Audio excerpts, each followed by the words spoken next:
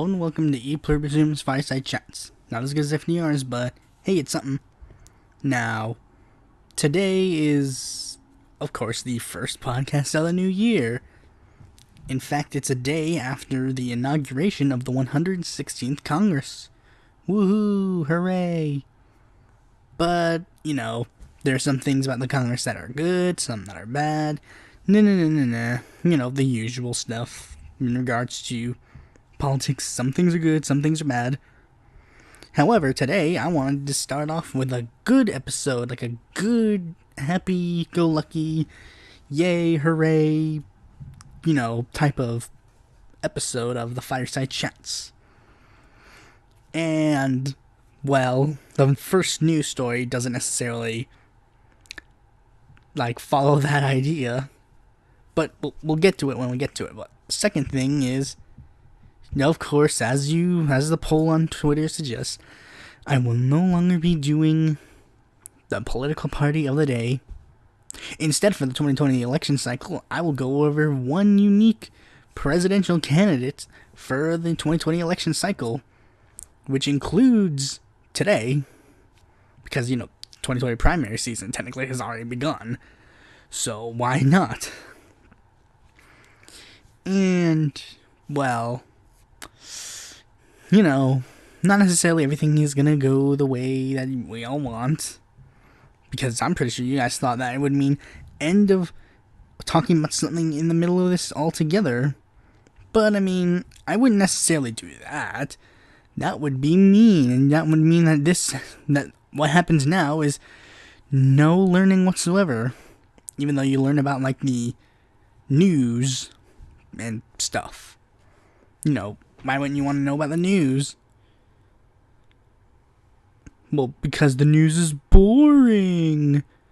Yeah, I know the news is pretty boring, but you gotta learn the news, and you gotta learn potential people you could vote for in the 2020 presidential election. Because remember, 2020 presidential election is on its way. So we better make sure that we're prepared and well-informed enough to make a decision. But that's technically a little bit down in the episode. So first, let's get right into the news. The first news comes from Mexico. In Mexico, a mayor is killed within hours of taking office. Yeah, I told you that it was going to be that nice to begin with. The governor of the Mexican state of Oaxaca, I'm pretty sure it's like Oaxaca or something, promises an investigation after a mayor of the town of Tlaxiaco. The mayor in question is named Alejandro Aparquillo Santiago. Alejandro Aparquillo Santiago has just taken office Tuesday and was walking to his first official meeting at City Hall when a group of gunmen opened fire. The mayor died in the hospital, according to the Associated Press. And, well, yeah, that stinks. I'm glad that assassinations don't happen as often in the United States. Because, well, this is bad. The idea that an elected official will be just gunned down left and right, and it stinks. It's a fact that my father has also mentioned, because he's an immigrant from Mexico. He's explained how corruption in Mexico is quadruple the amount of corruption that's here. But, same old. That's how Mexico is. If you watched my Elecciones Presidenciales en la Historia Mexicana videos, you'd know that pretty much happens to all the presidents. One gets in power, and the other people are like, no, we gotta kill you. Bang, bang, bang, bang, bang. So, yeah. The next couple of news stories are gonna cover the 116th Congress, so I think it'd be best if I explain some things that happened for the 116th Congress. First of all, there was a vote for, of course, Speaker of the House. That vote total ended up being 220 votes for Nancy Pelosi, 192 votes for Representative Kevin McCarthy, who is going to be the minority leader in the House, I guess. 5 votes for James Jordan, another representative in the House. 4 votes for Cherry Bustos. 3 people voted present. 2 voted for Senator Tammy Duckworth. 1 voted for Representative Thomas Massie. 1 voted for Stacey Abrams. 1 voted for Joe Biden. 1 voted for Marcia Fudge. 1 voted for Joseph Kennedy III. 1 voted for John Lewis. And 1 voted for Stephanie Murphy. Now, before you ask, the one who voted Thomas Massie is Justin Amash, by the way. He was like one of the earliest ones in the alphabet, so when he said, "I cast my vote for Thomas Massie," they were literally like, boo, boo. I mean, there are also, like, as you mean, like, some of the ones that voted for someone else, you know, like, the ones who voted for Cherry Bustos is, like, Mike Sherrill and Joe Cunningham. Jason Crow and Max Rose voted for Tammy Duckworth.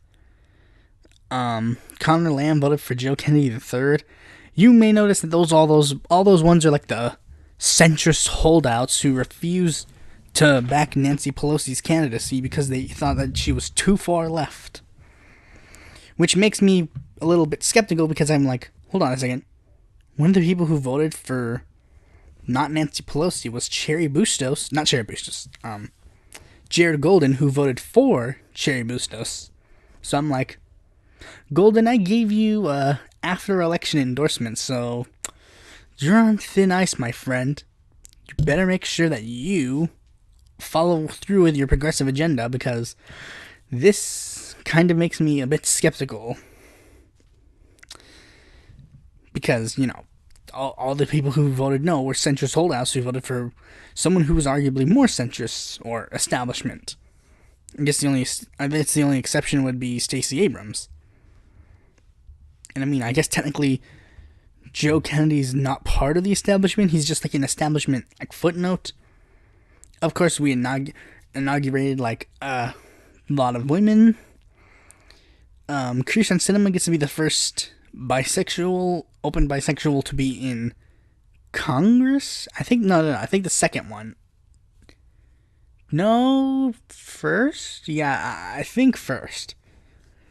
I remember reading it on a Wikipedia page, like, it said she was the first, but I could have sworn, someone else was bisexual, but I think maybe they're just gay. But, and technically she's the first atheist because she did swear on a law book instead of a Bible. But, you know, she doesn't call herself an atheist, da-da-da-da-da. Mitt Romney got elected, that's terrible. But, you know, he's now like a Trump, anti-Trump guy, even though he's openly for the border wall. It's kind of strange. People actually like think that if you're just openly like Trump is stinky, you're automatically like a Trump opponent, even if they're like 100% for Donald Trump. There was one controversy when the Democrats voted in the House. Like, I mean, a couple. The first one being how Alexandria Ocasio-Cortez voted for Nancy Pelosi for Speaker. I mean, what did you want her to do? Vote for Cherry Bustos? Joe Biden? Did you want her to vote for Joe Biden? I mean, if I were in Congress, I wouldn't have voted for Nancy Pelosi. I would have cast like a protest vote to someone more progressive to her, like Ro Khanna or Pramila Jayapal or Raul Grijalva or Barbara Lee.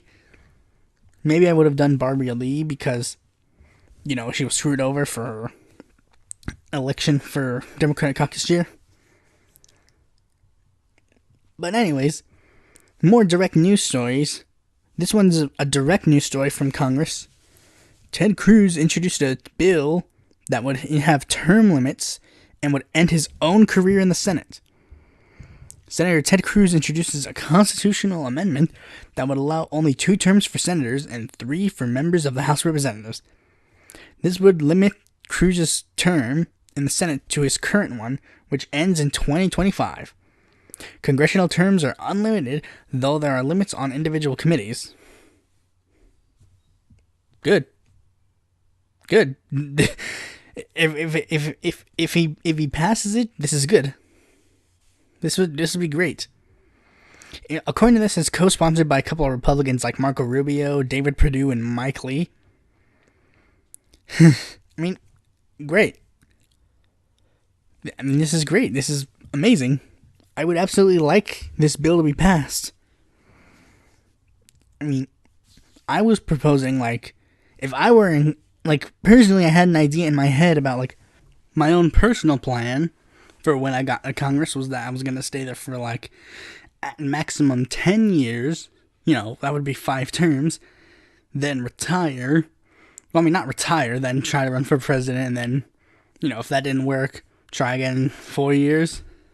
But otherwise, I wasn't going to go back to the House after that. But yeah, this is a good idea. Term limits, though there are some slight problems I have, mostly due to the fact that that means certain people like Alan Grayson can't run for their seat again. But, you know, that's good, I guess. Yes, we lose some good progressives, but, you know, we gotta live with it. But anyways, arguably the biggest news we have here is Governor Jay Inslee running for president. Okay, that's technically not an entirely true story. I think if I remember correctly, I covered this before, that he launched an exploratory committee to run for president under the idea that he was going to be a big climate change candidate. You know, like Bernie Sanders' big issue was Medicare for all. Lawrence Lessig's was the Citizens Equality Act. His was going to be climate change. I mean, that'd be good if that issue was properly represented on the stage. Though Jay Inslee, I think, is kind of in the realm of, like, corporate enough to be mistaken for a corporate Democrat, but also progressive enough to be mistaken for a progressive Democrat. So that could lead to some issues, especially if you're, like, maybe, like, a Bernie bro who's explicitly about the environment. Maybe you might be tempted to vote for Jay Inslee. But, you know, if Jay Inslee runs, which he is, exploratory committees are pretty much like, yeah, I'm running. But anyways, the actual bigger news is Elizabeth Warren launches exploratory committee for a 2020 bid. Now, this is big because she's seen as, like, wildly one of the biggest progressives in the Senate currently. And, of course, that leads to some questions as to, you know, what could go on with Bernie's campaign? What could go on with a possible Merkley campaign? What could go on with a Gabbard campaign? Well, this, I mean, it just means another progressive gets on the stage. That's one thing.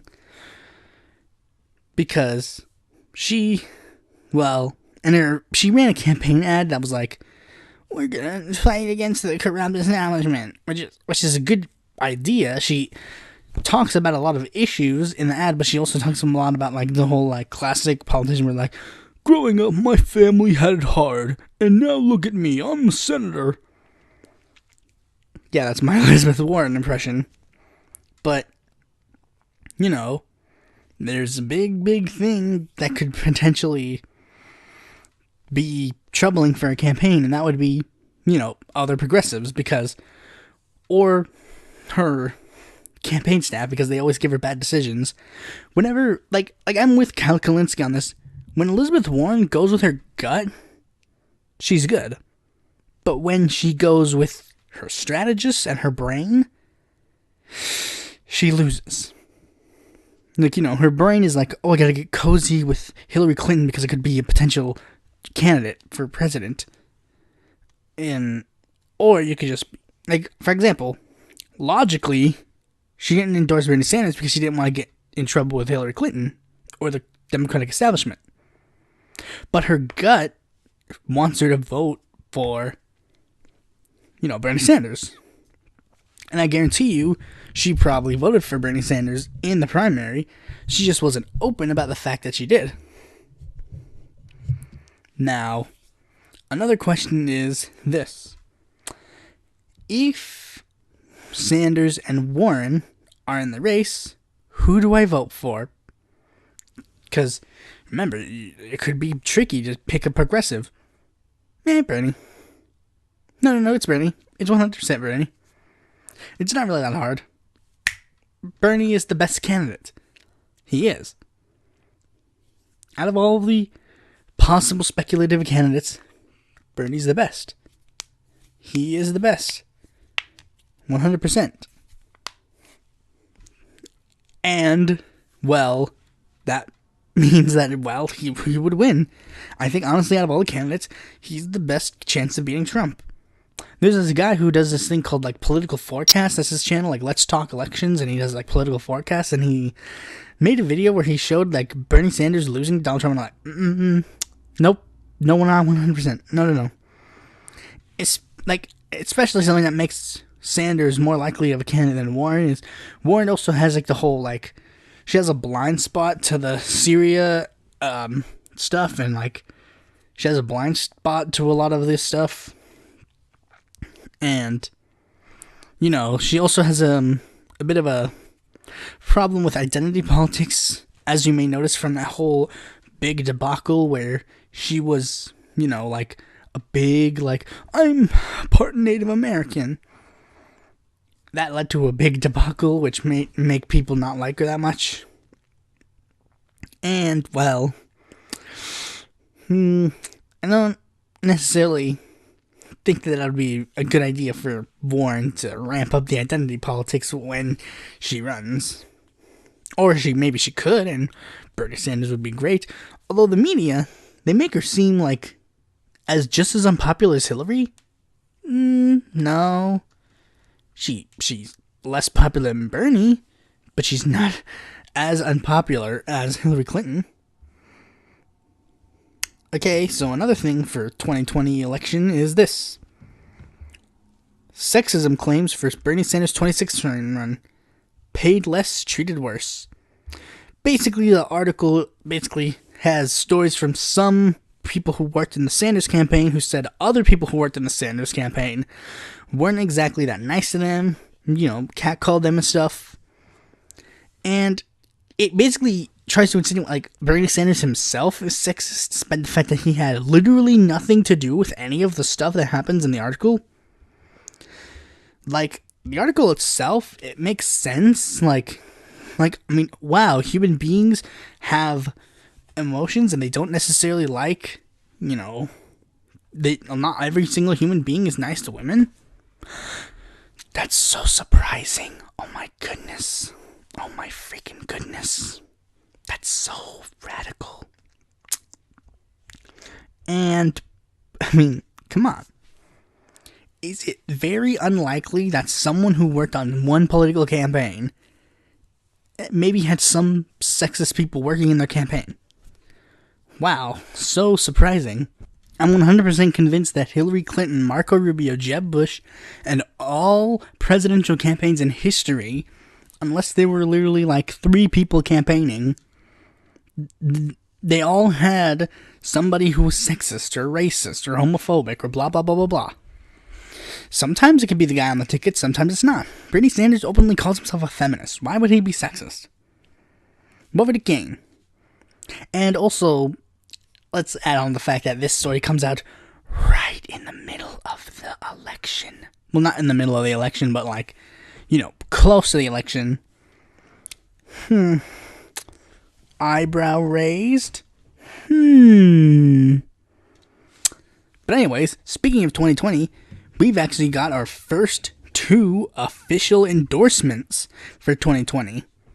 Keep in mind, neither of the 2 candidates that have currently announced that none of the candidates that are currently announced, they all have endorsements already. These 2 are endorsements of 2 big names that could potentially be 2020 contenders. First, Dianne Feinstein and Martin O'Malley. They both endorsed an individual candidate. Dianne Feinstein, her endorsement for 2020 is, drumroll please, Joe Biden. Because she owes him for when he endorsed her. what a surprise! The old fossil endorses another old fossil. It'd be the equivalent of like a Tyrannosaurus endorsing a Triceratops. Well, I mean, granted, that would be a little different because a Triceratops would actually, have okay. To be fair, that comparison's a bit harsh. It'd be the equivalent of if a Tyrannosaurus Rex endorsed another Tyrannosaurus Rex. I mean, what the heck? What would you even expect from corporate Democrat or corporate Democrat? What would you really expect, bro? Well, anyways, I don't need to go in the article because there's pretty much no reason to go on. Dianne Feinstein picks corporate establishment Democrat because that's what corporate establishment Democrats do. They pick someone who they want to be the candidate, so that they'll just keep status quo. Everything will be hunky dory. Da da da da. This is so amazing.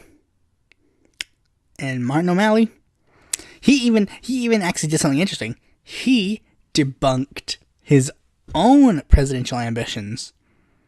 Yeah, remember, people were actually speculating that Martin O'Malley could run again in 2020 because, it didn't work last time. I'm pretty sure this time with an even more crowded field, he'll stand out. And shock of all shocks, he doesn't actually try to give his own 2 cents on something. He just follows on what the big media trend is. He endorsed Beto O'Rourke for president. Because, why not? I mean, you were pretty progressive, O'Malley. I mean, you weren't as progressive as Bernie Sanders or Lawrence Lessig, but, I mean, you were still pretty progressive. You were ranked, like, 3rd most progressive out of the 2016 presidential candidates. Sanders, Lessig, you, Chafee, and then maybe a tie between Webb and Clinton. Maybe Webb slightly below Clinton, I don't know. I mean, you had restoring Glass-Steagall and, $15 minimum wage in your platform, O'Malley. And you endorse Beto O'Rourke. Rather than a guy who actually would stand up for these issues. And I mean, he even endorsed Hillary Clinton in 2016. He's corporate, he's pretty much the corporate, token progressive. Kind of like a role Warren filled in. It's a shame. O'Malley seemed pretty cool. He wasn't perfect, but he was pretty cool. Aside from the fact that he was a fucking loser who couldn't even get his own name out in a field that literally had 5 people. But anyways, this is a story that I kind of held off for a little bit. Not for a long time, just for this video. And it's the new house rules for PAYGO. To be honest, I didn't really know much what PAYGO is. I didn't know anything about PAYGO before all these news sources like, Jimmy Dore, Kyle Kalinske, Humanist Report, were giving their own explanations on what PAYGO is. And even then, I still don't entirely know what PAYGO is. What I pretty much got is it makes it so that you can do deficit spending. And that means that a lot of progressive platforms such as, Medicare for All, Green New Deal, free college, $15 minimum wage. Maybe not $15 minimum wage, but those 3 big progressive policies, dead. They're dead. Completely dead. No, they're all dead. For the short term, they're dead. You can't do them. Thanks to PAYGO. Although it does apparently leave out the military. Convenient. Wow, convenient.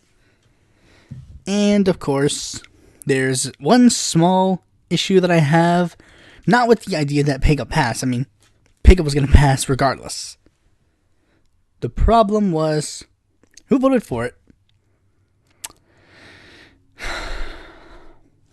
A lot of people did. They did vote for it. Here are some names that might be very disappointing. Garcia from Illinois. That sounds familiar. Blumenauer. That sounds familiar. Grijalva. That sounds familiar. Raskin. That sounds familiar. Jayapal. Pocan. Those names sound familiar. Welch. Oh, that name sounds familiar. Lee from California. That sounds familiar. Wait a second. Tlaib. Omar. Those names sound very familiar. I wonder where. Golden. That name sounds familiar. I don't know where that name comes from. Nagus. Presley. I wonder where these names are coming from. I don't get it. Maybe I'll go to epluribusunum.com/endorsements and find out where those names sound familiar from. Oh no. Those are the people I endorse for offices. Oh no. Ew, that is bad.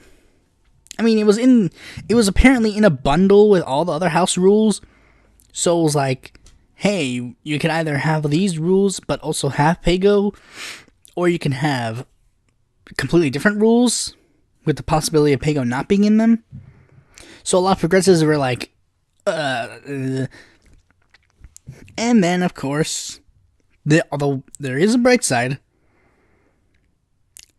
3 progressives did vote no on this passage. And, I mean, let's be honest, who did you really expect? I mean, if you said 3 congressmen, I would have probably said, oh, it was the old classic 3 of Justice Democrats that were in Congress beforehand. But, I mean, I already told you that Grijalva and Jayapal are gone. Notice who I didn't say. Notice the big names that I didn't say. I'll give you a moment to guess, unless you already know, which in case you'll just sit there for a couple seconds. Tulsi Gabbard, Ro Khanna, and Alexandria Ocasio-Cortez. They deserve, great. I love it. They actually did something that was, impossible. They were the 3 Democrats that voted against it.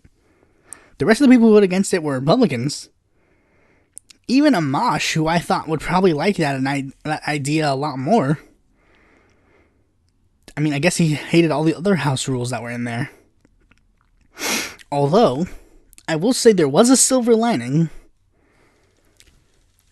when it was revealed that they would, I think it was Pocan and Raskin who actually unveiled a bill that would get rid of PAYGO. To which I say, why didn't you just not vote for PAYGO? You got the rules. The rules were there. I mean, and Alexandria Ocasio-Cortez and Ro Khanna, they also helped write the bill. So, it was their idea. Apparently, as a concession, Jayapal also actually got to have hearings on Medicare for All. Which, I mean, I guess is good. But, I mean, I would have been ideologically opposed to the bill. I mean, that's just plain and simple. But, you know, whatever goes. That's just how things go. You know, let's just move on with the happiness and la la la land. Hopefully this PAYGO thing won't actually handicap progressives like it's supposed to. But, let's move on to the 2020 candidate of the day. I'm going to be starting off with a Democrat, Ryan Farber. Ryan Farber. Let me read from his website. 70% of everything Ryan pursues in life is done because he believes in them to be fun and humorous, but he is 100% serious and passionate about these same endeavors as they were what drive him. With that said, here's a self-written biography. According to his short and long-form birth certificates, Ryan Andrew Farber was born and raised in the greater Seattle area. The eldest of 3 boys, then he was the incident ringleader and risk-taker. Ryan attends both private and public primary schools and was an avid tennis player. Ryan graduated from a huge proponent of playing the victim card. He actively chose to graduate during the peak of the Great Recession with less than $100 to his name. overly progressive views. He's a progressive guy. He's a millennial also. He's the first and only millennial presidential candidate. I mean, Donald Trump acts like a millennial. Ha ha ha ha ha. You know, because he tweets all the time. He can't get off his damn cell phone and do legislative work. You know what I'm saying? Ha ha. Get it? The obligatory tiny hand joke. I don't know. Donald Trump have small penis with tiny hands. Ha ha ha ha. I made that joke twice already, but he loves Putin. Putin and him are gay lovers. I'm super progressive. I think they have gay kids. Okay, let's actually talk about his issues. His issues are on his website: antitrust, income inequality, Medicare for all, climate change. Other issues he supports include tuition-free college for STEM majors, tuition-free vocational schools, universal pre-K, a new cabinet post, the Secretary of the Arts, stricter gun laws, equal custody for equal parenting, abolish electoral college, reduce military-industrial complex, national housing policy, legalize, regulate, and tax cannabis, free public Wi-Fi, reinstate net neutrality, 2.25% national VAT tax, pro-civil liberties, pro-LGBTQ rights, pro-Black Lives Matter, and pro-amnesty for DACA recipients. I mean, I was endorsing this guy for a bit until Richard Ojeda entered the race, and then I had to dual endorse him and Andrew Yang. But don't be mad, Farber. I mean, the second that Bernie Sanders comes out and runs in the race, I'm gonna be endorsing him full time, and everybody else can go screw themselves. Because, you know, Bernie Sanders is the OG progressive. Everybody knows that's the case. I mean, if you have to be stupid to not realize that's the case. OG progressive Bernie Sanders. But, you know, not dissing any other progressives out there, but I'm just saying, Bernie versus, Bernie Sanders versus any other progressive. Bernie automatically wins. You know, unless maybe you go with Israel, which in that case there might be some other progressives that might actually be a bit more hawkish on Israel, but not hawkish in the sense of like, let's go send nukes to them, but hawkish in the sense of like, maybe we should stop giving them money. But you know, Bernie Sanders is a Jew. I wouldn't expect him to do that. It's a joke. It's a joke. It's a joke. Calm down. It's a joke. I like Bernie Sanders and I like Jewish people. I like Israel. I've been to Israel 20 times in my lifetime, and I've only gotten killed 3. It's a new record. But anyways, we're of course going to get into the main topic of the day. James Patrick Anthony Dore. Your name is Patrick? Hey SpongeBob, how you doing today? You're too old to get that reference. Now let's start off with the first thing. Do I like him or do I hate him? I freaking love Jimmy Dore. He's like number 2 on my progressive newscasters on the internet list.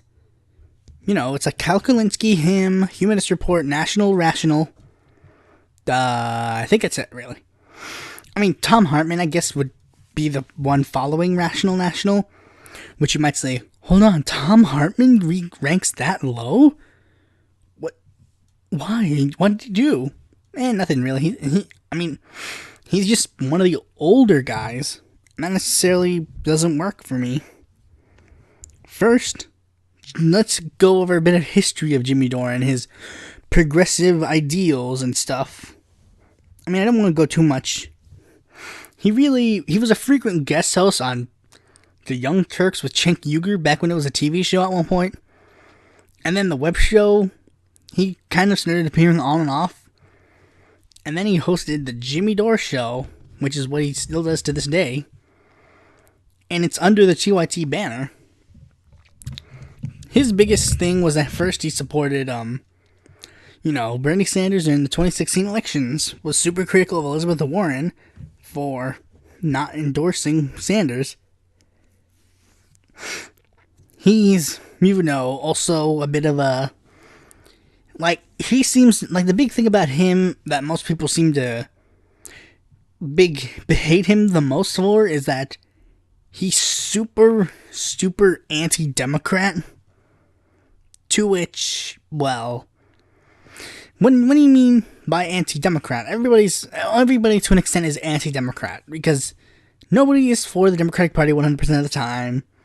I'm not for the Democratic Party 100% of the time, but what does it mean specifically for him? Well, because he keeps spouting like we need to form a new party. We need to form a brand new political party.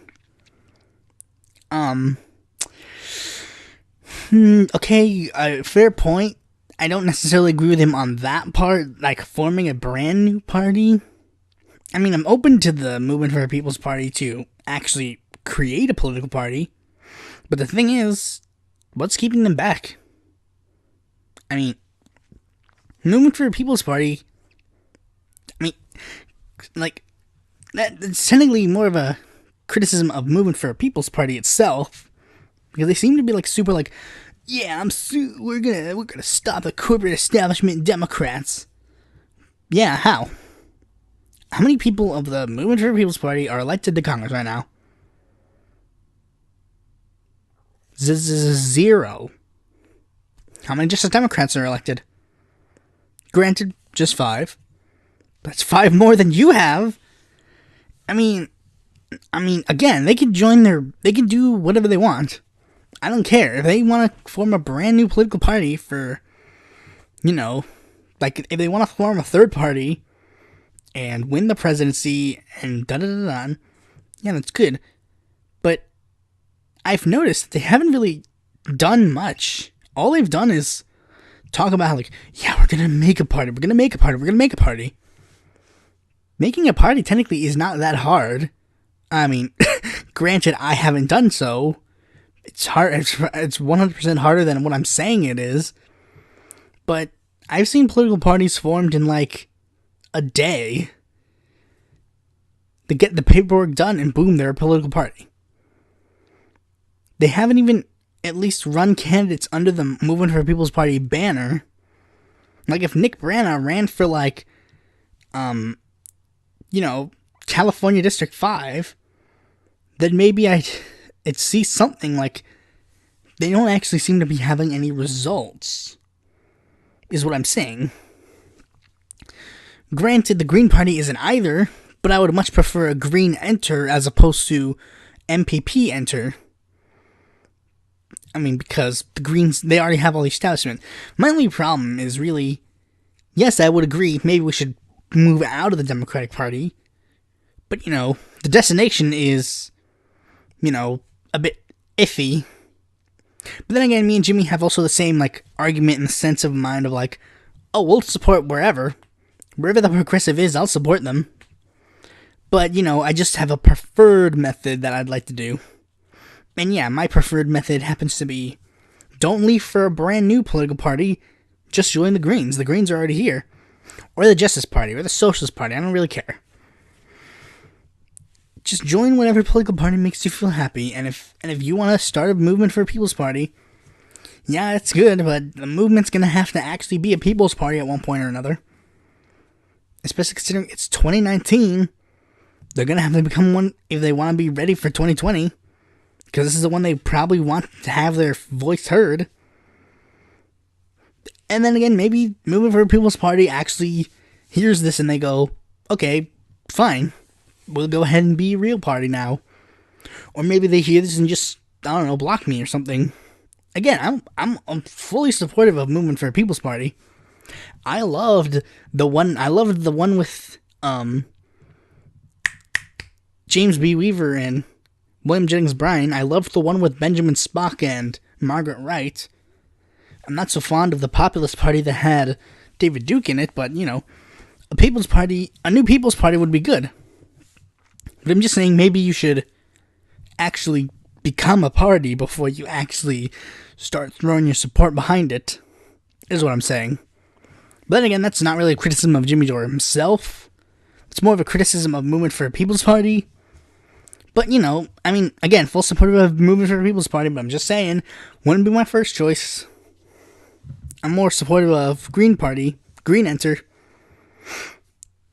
But anyways, Dore also had a huge thing about him being the left-wing Alex Jones because he expresses some things that aren't exactly 100% true. He questioned the 9/11 story. Like, I mean, in my opinion, the whole problem with conspiracy theories and stuff is not necessarily, like, questioning if the actual story is true, but then replacing the story with something else. Like, for example, Jimmy Dore, if he said, Sandy Hook wasn't a thing, it was actually paid actors, then I'd be like, okay, you're lying out of your ass. But all he says is, not explicitly anything about Sandy Hook, but, like, he says, this story, I don't necessarily think it happened the way it happened. Okay? I mean, there's the only time I ever actually was like, shut up, was when I saw, like, a video where he was talking about the, like, Building 7 and how he was like, there's no way it could have fallen. I'm like, shut up. But otherwise, I mean, there's nothing much really wrong with what Jimmy says. And I mean, come on. We all have opinions. It just happens to be that his opinion in one particular subject might be incorrect. Well, technically two, but, moving for a People's Party, that's not necessarily going to be a big, highly debated issue. And I mean, again, me and Jimmy, if we were put in a room, we'd be laughing at each other, cheering up, and, like, all this good stuff. But, otherwise, like, we get along just fine. We'd honestly get along just fine, especially considering me and him, I agree with his voting strategy a whole lot more. Like, cause for me, it seems like there are three big progressive voting strategies. The Cenk Uygur one, the Kyle Kulinski one, and the Jimmy Dore one. The Kyle Kulinski one is, hey man, vote for a third party if you're not in a swing state. But I mean, if you're in a swing state, I would probably say bite the bullet and vote for Hillary Clinton. I mean, come on, bro. I'm just saying. You gotta probably vote Hillary Clinton. I'm sorry, bro. But this is an important state. We can't let Donald Trump win. Cenk Uygur's voting strategy is, of course, you have to vote Democrat, of course. And Jimmy, his electoral strategy is, vote most progressive candidate. I don't give a shit what their party is. Or what state you're in. Vote the most progressive candidate. And I'm like, yeah, bro, preach to the choir. Especially considering I live in a swing state. That could actually be, if me and Kyle actually talked and then I told him, I live in a swing state, but I would have voted for Jill Stein, he would have been like, yeah, that's great. Wow, secretly, like, clenching his fist or something. But, I mean, me and Jimmy have that agreement in line. We're going to vote for the most progressive candidate.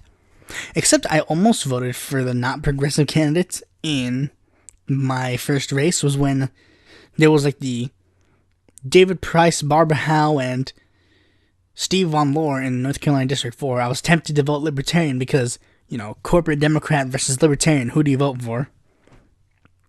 And another slight disagreement is probably when he explained ranked choice voting and he explained his choices. He explained his choices were not Hillary Clinton. That would have been a big mistake. He explained that if he did ranked choice voting, he would have been like, my first choice would have been Jill Stein, my second choice would have been Hillary Clinton, and my third choice would have been Gary Johnson.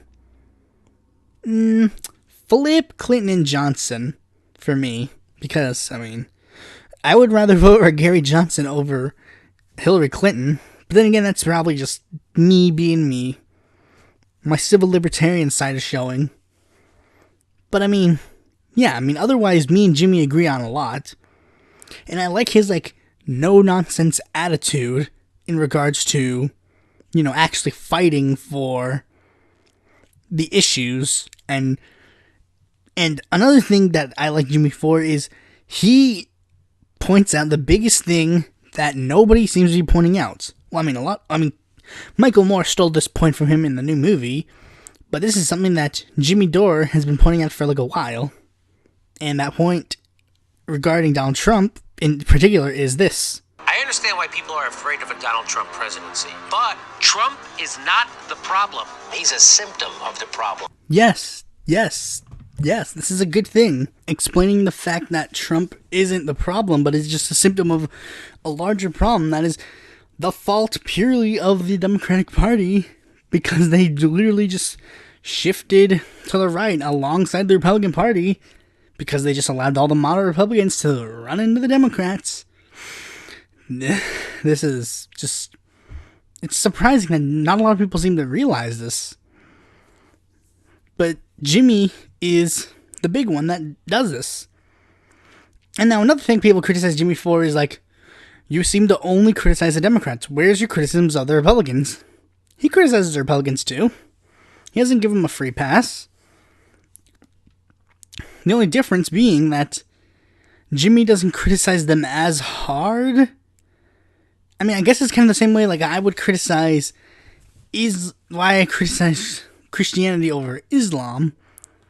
In the same way like why I would I compare the Republican Party to Islam and I compare the Democratic Party to Christianity.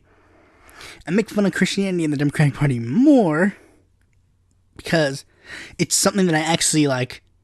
I felt that it was part of me, but they just seem to, like, the other thing, like a Republican. I was never a Republican, and Jimmy was never a Republican either, but Jimmy was a Democrat, and I identified as a Democrat for a long time. We make fun of them more because they actually were something that betrayed us. They betrayed us. We put our trust into them, and they betrayed us. And that's why I'm a registered unaffiliated now. I mean, that's just how it is. When you open your heart to something and then it betrays you, it stinks. And we tend to be a little bit more harsh on them, which is a plus. And I might say, well, Jimmy needs to criticize the Republicans because the Republicans are in power. Again, he criticizes the Republicans a lot too. But here's the thing. He doesn't criticize them as much because of one simple thing. Who does that? Kyle. Who does that? Mike from the Humanist Report. Who does that? Rational National. Who does that? Cenk Uygur. Nobody is purely subscribed to Jimmy Dore. They're subscribed to Jimmy Dore as well as like Kyle Kulinski or Humanist Report or Tom Hartman or whatever. They're subscribed to them all pretty much. And Jimmy, due to the fact that he has a mostly focused on attacking the Democrats, he's kind of like just the one guy. If you want to get your anti-Democrat stuff, go to Jimmy. You want to get your anti-Republican stuff, go to one of the other guys. You know, it's a kind of like a balance. To which, is a good thing. I mean, sometimes it gets boring just talking about Republicans versus Republicans versus Republicans. That's why people shifted a lot of the focus from crazy conservatives back in the day to radical social justice warriors. It's kind of like just the hit trend. Although we could also use the stupid Dave Rubin point where it's like, oh, but it makes the left better. Even though Dave Rubin's not a part of the left anymore. He, quote, left the left. Haha, get it? Remember? Dave Rubin did that. What's another big criticism Jimmy Dore has? Okay, this is one big criticism that I can actually give Jimmy Dore that I'm actually like, okay, you kind of lost me on that one. We all remember that classic story of when Alex Jones showed up and, did the thing where he's like, hey, Chunk, it's me, Alex Jones, I was invited to your panel. Hey, guys. Jimmy then shows up at one point and goes, hey, it's Alex Jones. It's Alex Jones. I mean, personally, I would have probably done that too. Just give yourself open up to the fact that that happened. But the problem is that at one point, Jimmy Dore spit in Alex Jones' face. He did. There's no question about it. Jimmy says, oh, I was doing a spit take or something. I don't necessarily believe that. I mean, that's just... He clearly maliciously spat in Alex Jones's face. Maybe he was just... And I mean, I will give Jimmy some wiggle room. Maybe he was just too mad and he just did it uncontrollably. Just like... And I mean, yeah, but it stinks. And it is bad that he did it. I mean, it stinks. But otherwise, yeah. I like Jimmy Dore. It's literally like, that's the one thing, like the 0.01% out of the 99.99%. I mean, otherwise, yeah, that's pretty much it. I mean, a lot of the other stuff is just like stuff that we can just go like, about the bygones be bygones. Like, he can go for People's Party, Kyle can go for Democrats, I can go for Greens, and we'll just be like, oh, let's bygones be bygones. But, the spitting in Alex Jones' face, okay. I can't really give you that one, Jimmy. But, again, let bygones be bygones. Like, Jimmy takes the term aggressive progressive and brings it to a whole new level. If I were in Congress, I would just be a mini Jimmy Dore, pretty much. I mean, like, think about it. Can you imagine, and I'm surprised that Jimmy Dore himself has not actually run for Congress. But then again, it's the same way like Kyle Kulinski. Everybody's like, oh, why don't you guys run? I mean, they probably don't want to. I'd like to run. I mean, think about it. Wouldn't you rather have this in Congress than, like, a person that's like, we gotta moderate ourselves and put ourselves in the middle? Would you rather have, like, a guy who sits there and is like, let's just do same old establishment, or would you rather have this in Congress? I say the establishment. If you can't join them, let's fucking beat them. Ah! We need a fucking revolution. Come on. Even if you're not a progressive, you want that in Congress. You want that. Tell me that you wouldn't want that in Congress. You need a fighter like Jimmy he's like the biggest fighter out of all of them. He should be, if moving for a People's Party wanted to, here's a tip for moving for a People's Party. You want someone to run for office? Have Jimmy be your presidential candidate. Go on, I dare you. Make Jimmy your presidential candidate. That way, People's Party will win 100%. I guarantee you. It'd be great. Another tidbit about Jimmy Dore that's slight. It really means nothing, but out of all of the progressive news sources, guess who I got a shirt of first? Not Kyle Kulinski, because he doesn't give his shirts out the whole year. He only gives it like once in a blue moon. I would have loved for it to be Kyle to be first, but I got a Jimmy Dore shirt first. My parents were like, who's that guy? I didn't have the heart to tell them. Even though I'm pretty sure my mom would probably like Jimmy Dore. I mean, she might be like, the language he has. But otherwise, she'd probably like him. I mean, she likes Bernie Sanders. After thorough convincing. Yeah. But yeah, Jimmy Dore. He's like to me, he's kind of like the Jeff Merkley of political commentators. What do I mean by that? Well, Jeff Merkley, second best senator, right behind Bernie Sanders. Whereas Jimmy Dore is second best, right behind Kyle Kulinski. And it's so close, but the other person just happens to have like something that makes them a little better. For Kyle, it just seems to be like, just his youngerness and his more willingness to make fun of himself. I guess maybe his youngerness probably is a bigger factor than that. I mean, I like Jimmy Dore, but, he's 53 and Kyle's like 31. No, he's just 30. Yeah, he's just 30. But yeah, I like Jimmy Dore. Jimmy Dore is great. I don't get why people would hate him so much. It seems he's like the outlier among all the progressive groups. Like, Chank seems to be like, I mean, why you need to support progressive Democrats? Of course. I mean, the only person that seems to be defending Jimmy Dore, aside from like me and like Jamarl Thomas of the Progressive Soapbox, is like Kyle Kulinski. But that's great. People should defend Jimmy Dore, because Jimmy Dore is great. We can't lose this gem. He's perfect. We need an aggressive, progressive fighter. And that would definitely be Jimmy. I mean, again, aside from, Alex Jones and the spit, I mean, I think Jimmy Dore kind of made up for it with the fact that he's, like, the only person that seems to be like, no, we can't just kick Alex Jones off of social media. That's ludicrous. You can't just do that. We have to actually, keep him on there, because it doesn't matter what he says, it's free speech. Free speech absolutist. That's another good thing. A free speech absolutist is always a good in my book. I'd totally love to go to a Jimmy Dore live show or just be on the Jimmy Dore show. But, I can't go all the way to California. That's sad. But, I'll gladly be the guy who comments in every Jimmy Dore video. I mean, okay, I won't comment on all of them. I'll comment on some of them. But, same old, same old. Everybody loves Jimmy Dore, except for everybody. But, I mean, again, why wouldn't people like Jimmy Dore? I don't know. Jimmy Dore, he kind of reminds me of Richard Ojeda or Alan Grayson. Aggressive fighter and, big, like, super big populist left.